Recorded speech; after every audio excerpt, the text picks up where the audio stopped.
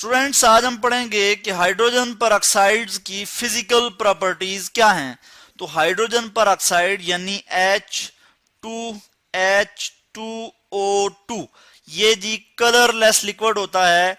ये अगर ये प्योर फॉर्म में हो तो ये क्या होता है जी, कलरलेस, COLOUR, कलरलेस जो है ये सिर पे लिक्विड होता है।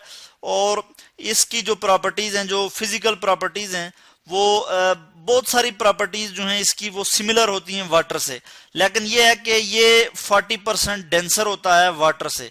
40% डेंसर देन वाटर से ये 40% डेंसर होता है जी। ये इसकी जो प्रॉपर्टीज है जो इसको वाटर से जो है अलग करती है। बाकी मोस्टली ये वाटर से रिजेंबल करता है। और एक और जो इसकी प्रॉपर्टी यानी मेनली जो मेन डिफरेंस है वाटर का और हाइड्रोजन परऑक्साइड का, वो केमिकल बिहेवियर का भी है।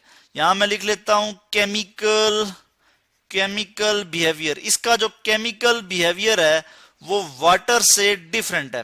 केमिकल बिहेवियर वाटर से इसका डिफरेंट है। और इसमें हम देखते हैं कि वो क्यों, कि वो इसलिए कि इसमें जो ऑक्सीजन बॉन्ड है वो सिंगल बॉन्ड है। जैसे मैं लिख लेता हूं, ये ऑक्सीजन है और इसी तरह यहां पे एक हाइड्रोजन बॉन्डेड होगा और एक हाइड्रोजन बॉन्डेड होगा। ये जो ऑक्सीजन सिंगल बॉन्ड है, इसकी वजह से जो है इसका बिहेवियर चेंज हो जाता है वाटर से। यानी ये वीकर बॉन्ड होता है, ऑक्सीजन वीक बॉन्ड होता है और ये फ्रेगमेंट्स में टूट सकता है। ठीक है, जब फ्रेगमेंट्स में ये टूटता है तो उसमें दो पॉसिबिलिटीज हैं। अगर यहां से H को हम रिमूव कर लें, इस H को हम रिमूव कर दें तो हमारे पास क्या आ जाएगा, H2O। पहले मैं इसको मिटा दूं, यहां पे लिख लेता हूं HO2 आ जाएगा। या फिर अगर इसकी यहां से मैं ब्रेक डाउन दिखाऊं आपको तो ये क्या हो जाएगा, OH, यानी दो OH जो है वो अलग अलग हो जाएंगे। तो क्या हमें पता लगता है कि जो हाइड्रोजन परऑक्साइड है वो रेडिली जो है वो फ्रेगमेंट्स में कन्वर्ट हो जाता है या हो सकता है। तो फ्री रेडिकल्स बनते हैं, जिसकी वजह से क्या होता है, फ्री रेडिकल्स बनते हैं। और फ्री रेडिकल्स क्या होते हैं कि जो बहुत ज्यादा रिएक्टिव होते हैं और इनमें क्या होता है कि unpaired electron, outermost shell में अनपेयर्ड इलेक्ट्रॉन होते हैं। जैसे फर्ज किया मैं क्लोरीन की एग्जांपल देता हूं, Cl2 अगर ये फ्री रेडिकल में ब्रेक हो तो ये हो जाएगा Cl डॉट, यानी ये एक डॉट से मैं जो इलेक्ट्रॉन शो कर रहा हूं ये एक अनपेयर्ड इलेक्ट्रॉन है जो कि क्लोरीन के ऊपर है। और क्लोरीन जो है वो इसकी वजह से क्या हो जाता है कि फ्री रेडिकल कहलाता है, क्लोरीन का फ्री रेडिकल, जो कि बहुत ज्यादा रिएक्टिव होता है। और यहां पे मैं 2 लिख लूंगा कि 2 क्लोरीन के फ्री रेडिकल बने। तो इस चीज को तो खैर हम यहाँ पे नहीं देखेंगे, इसको मिटा देते हैं। यहाँ जस्ट मैंने आपको फ्री रेडिकल के कंसेप्ट समझाने के लिए मैंने यहाँ पे आपको ये दिखाया। तो हाइड्रोजन परऑक्साइड जो है वो फ्री रेडिकल्स की फॉर्म में आ जाता है, क्योंकि इसमें क्या होता है, ऑक्सीजन सिंगल बॉन्ड होता है जो कि वीक होता है और ये ब्रेक हो सकता है।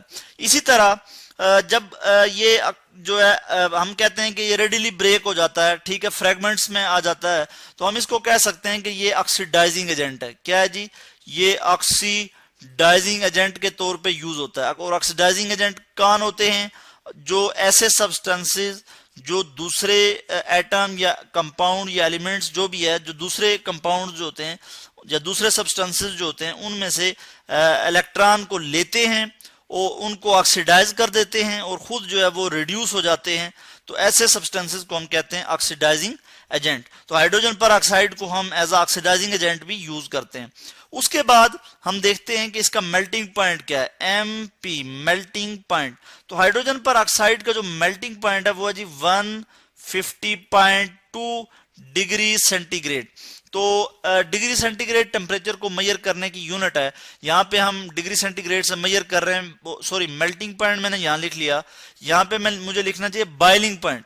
जो हाइड्रोजन परऑक्साइड का जो बॉइलिंग पॉइंट है, मैं यहाँ B लिख लेता हूँ कि B से बॉइलिंग और P से पॉइंट, यानी बॉइलिंग पॉइंट इसका क्या है, 150.2 डिग्री सेंटीग्रेड।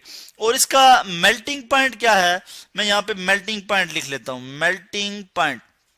इसका जो मेल्टिंग पॉइंट है वो है -0.43 डिग्री सेंटीग्रेड।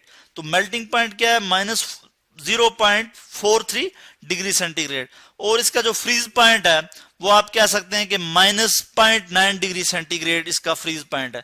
तो हाइड्रोजन पर ऑक्साइड की जो फिजिकल प्रॉपर्टीज है वो हमने देखी कि ये जो है ये क्या है जी, कलरलेस लिक्विड होगा और 40% डेंसर है वाटर से, स्लाइटली एसिडिक भी होता है ये, ठीक है।